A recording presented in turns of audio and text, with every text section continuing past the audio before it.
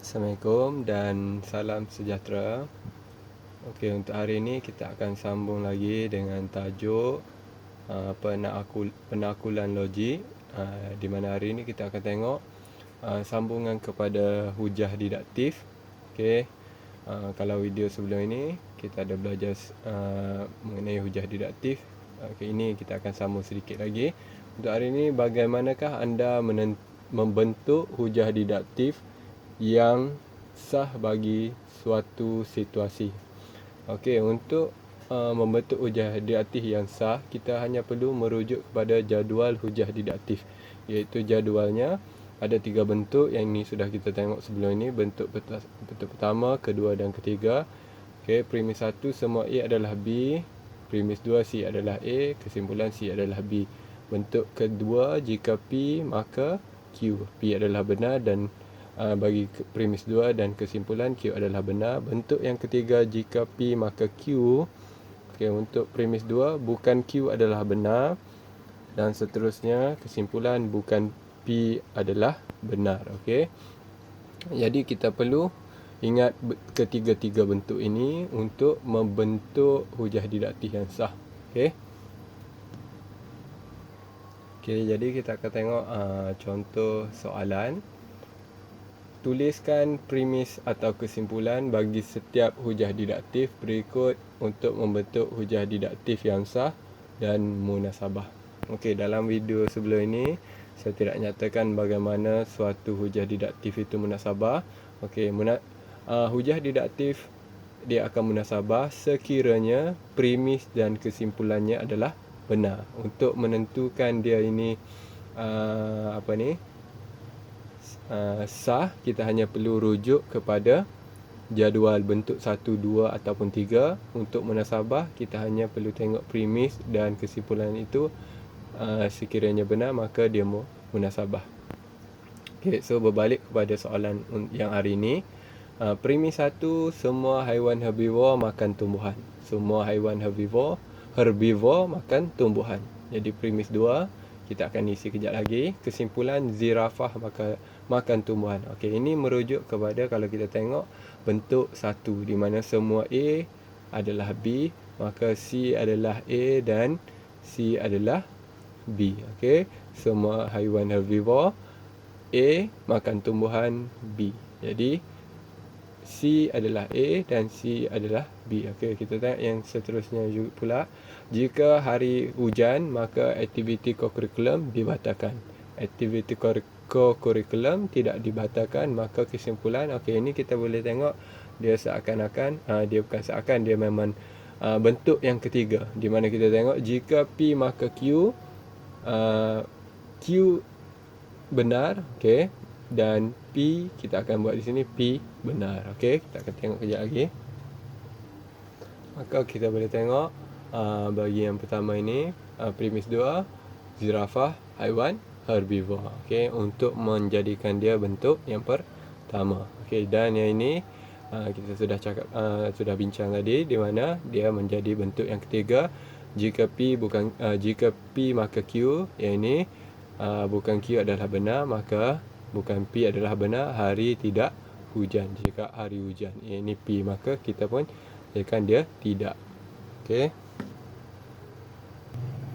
Okey, kita tengok contoh yang seterusnya. Premis 1, kosong. Premis 2, 9x tolak 5 sama 13. Kesimpulan x sama 2. Okey, yang ini kita boleh jadikan dia bentuk bentuk kedua ataupun bentuk ketiga. Okey, jadi bergantung kepada kita. Jadi untuk memudahkan, untuk lebih menyenangkan, kita jadikan bentuk dua. Sebab ini bentuk kedua, jika P maka Q, maka ini P adalah benar, Q adalah benar. So jadi jika P maka Q sahaja. Okey, jadi kita boleh tengok di sini, jika P maka Q, jika 9x tolak 5 sama dengan 13, maka x sama dengan 2. Okey. Okey, seterusnya kita sambung lagi dengan bagaimana anda menentukan dan menjustifikasi kekuatan sesuatu hujah induktif dan seterusnya menentukan sama ada hujah yang kuat itu meyakinkan. Okey. So kita boleh ringkaskan di sini hujah didaktif mengenai kesahan hujah. Okey. So kita boleh rujuk kepada jadual yang bentuk 1, 2 dan 3 itu untuk menentukan kesahan hujah serta sama ada hujah yang diberikan itu adalah munasabah atau tidak munasabah. Okey, bagi hujah induktif kita akan tengok pada kekuatan hujah. Dan dalam kekuatan hujah ini kita boleh tengok juga sama ada dia meyakinkan ataupun tidak meyakinkan. Okey, di mana kekuatan hujah itu tahap kemungkinan kesimpulan itu benar dengan andaian bahawa semua premis benar. Okey, maka bila premis 1, 2 atau 3 dan sebagainya benar, maka kesimpulan itu benar tahap kemungkinannya, maka tahap kemungkinan ini merujuk kepada yakin atau tidak meyakinkan. Okey. Jadi kita boleh tengok di sini hujah induktif. Okey. Jadi hujah induktif ni terbahagi kepada dua apabila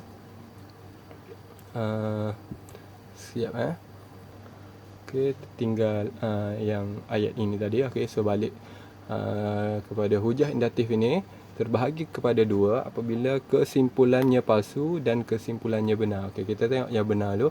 Jika kesimpulannya benar, maka ia merupakan hujah yang kuat. Okey. Jadi kuat ini ada dua pula. Jadi kalau kuat, sekiranya semua premis 1, 2 atau 3 dan sebagainya adalah benar, maka dia kuat dan meyakinkan. Okey, hujah yang diberikan. Sekiranya ada satu atau ada paling kurang ada satu premis yang palsu, ada premis yang palsu, maka dia tidak meyakinkan. Hujah itu kuat tetapi tidak meyakinkan. Okey. So, kita pergi kepada kesimpulan yang palsu. Apabila kesimpulan itu palsu, maka dia hujah itu adalah lemah dan tidak meyakinkan. Okey. So, kita akan tengok pada contoh soalan.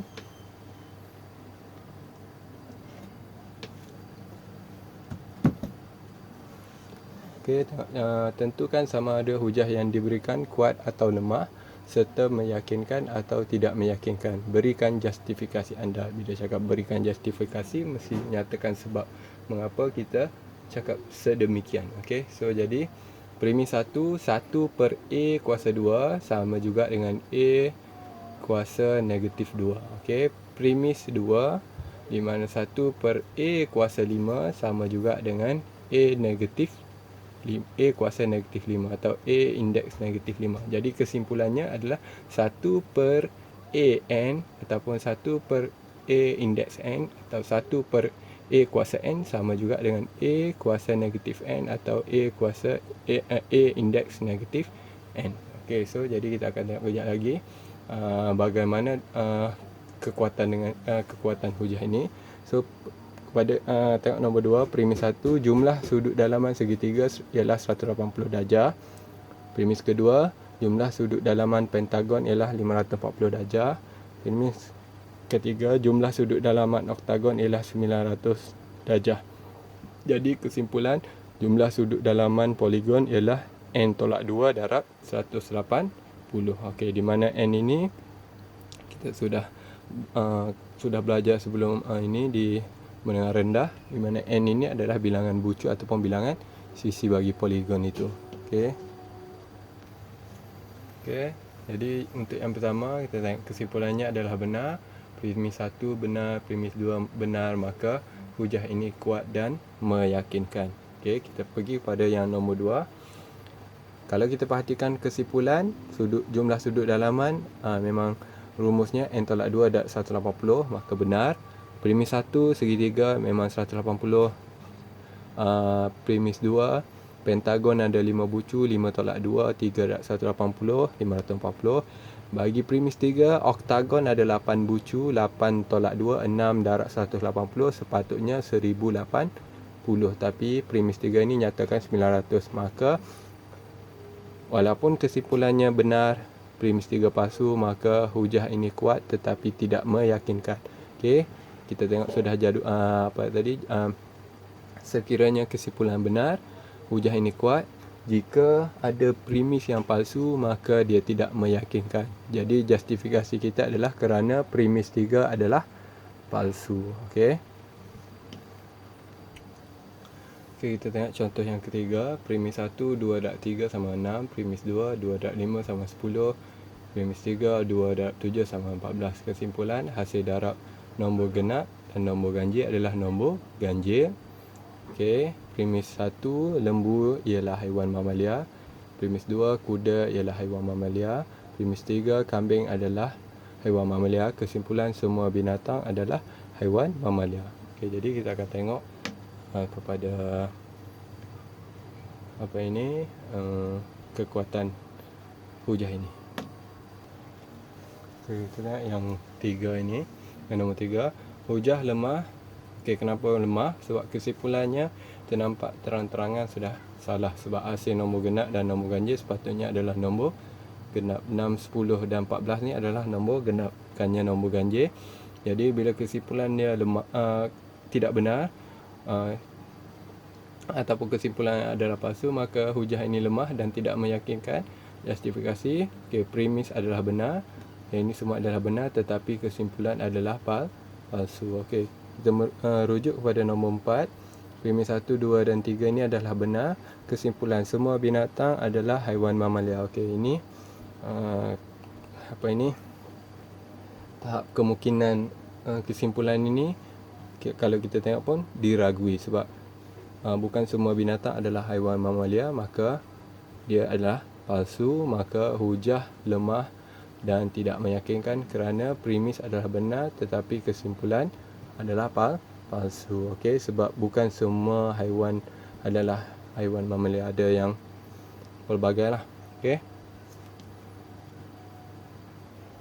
Okay, seterusnya kita tengok bagaimanakah anda membentuk hujah induktif yang kuat bagi suatu situasi juga. Okey, kali ini bentukkan satu kesimpulan induktif yang kuat bagi setiap pola nombor yang berikut. Okey, jadi untuk satu kesimpulan induktif yang kuat, maka kita perlu jadikan kesimpulan itu benar. Okey, jadi ada 3 contoh di sini. Okey, 3 contoh di mana nombor 1, 2, 6, 10, 14 dan sebagainya. Okey, diberi sudah kepada kita 2 sama dengan 2 tambah 4 darab sifar, 6 sama dengan 2 tambah 4 darab 1, 10 sama dengan 2 tambah 4 darab 2, 14 sama dengan 2 tambah 4 darab 3. Okey, maka kita akan bentukkan satu kesimpulan berdasarkan pada yang diberikan. Begitu juga nombor 2, 3, 4, 6 dan 10, 6, 10 dan sebagainya.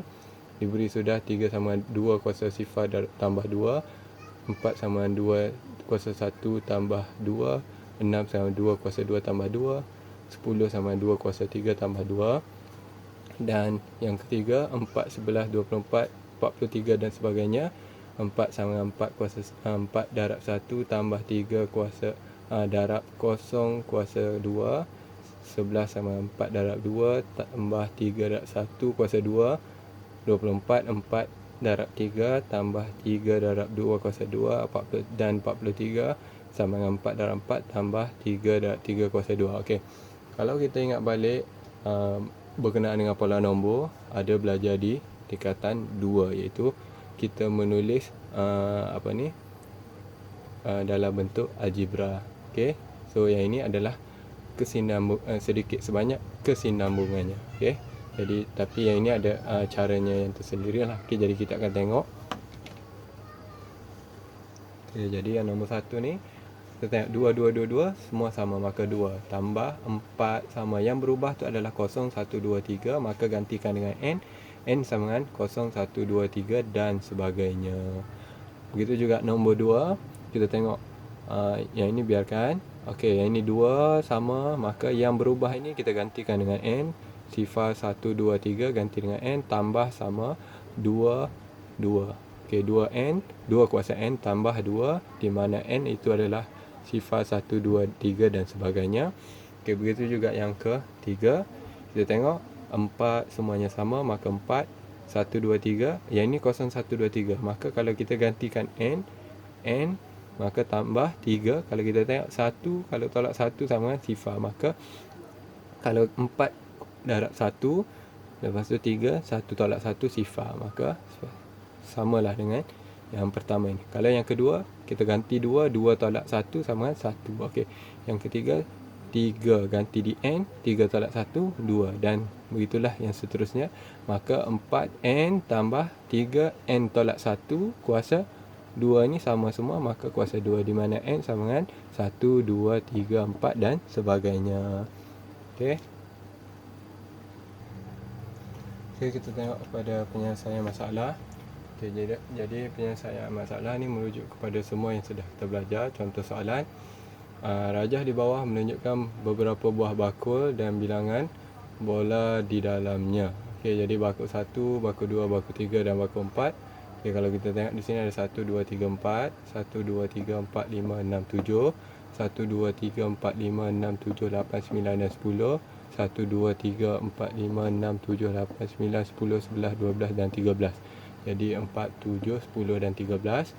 Jadi soalan pertama, bina satu kesimpulan secara induktif bagi pola bilangan bola di dalam bakul tersebut. Yang kedua, hitung isi padu bola bagi bakul ke-10 sekiranya diberikan jejari bola adalah 11 cm. Nyatakan jawapan anda betul kepada 4 angka bererti. Okey, maka kita tengok kesimpulannya. 4 sama dengan bakul yang pertama, bakul kedua 7, bakul ketiga 10, bakul keempat 13. Maka yang pertama 4 sama 1 tambah 3 darab 1. Yang kedua 7 sama 1 tambah 3 darab 2. Dan yang 10 sama 1 tambah 3 darab 3. 13 sama 1 tambah 3 darab 4. Maka kesimpulannya 1 tambah 3 N. Okey, 1 tambah 3 yang berubah 1, 2, 3, 4 ini adalah gantikan dengan N, di mana N sama dengan 1, 2, 3 dan 4. Okey. Maka kita tengok yang kedua. Yang B, dia minta bakul ke-10 sekiranya diberikan jejari bola ialah 11 cm. Nyatakan jawapan pada 4 angka berarti. Maka ada 3 perkara yang kita perlu tahu di sini. Bakul ke-10, jejari 11, 4 angka bererti. Maka penyelesaiannya, okey, bakul ke-10 maka 1 tambah 3N, N sama dengan 10, 1 tambah 3 darab 10 iaitu 31. Okey, jadi okey, maafkan saya. Okey, jadi kita balik semula. Bakul ke-10 maka 1 tambah 3N, di mana N sama dengan 10, maka sama dengan 31. 1 tambah 3 darab 10 sama dengan 31. Bola sama juga dengan sfera, di mana rumus bagi sfera adalah 4 pi J kuasa 3. Maka 4/3 pi J kuasa 3 darabkan dengan 31, sebab 31 bilangan bola bagi bakul ke-10. Maka 4/3 darab 20/27 darab jejari 11 kuasa 3 darab 31. Maka kita akan dapat 172,903.238. Dan seterusnya minta jawapan, berikan jawapan pada 4 angka bererti 1, 2, 3, 4. Tengok di belakang dia tidak boleh bunda, maka jawapan 172,900 cm padu. Okey, itu saja. Sekian, terima kasih.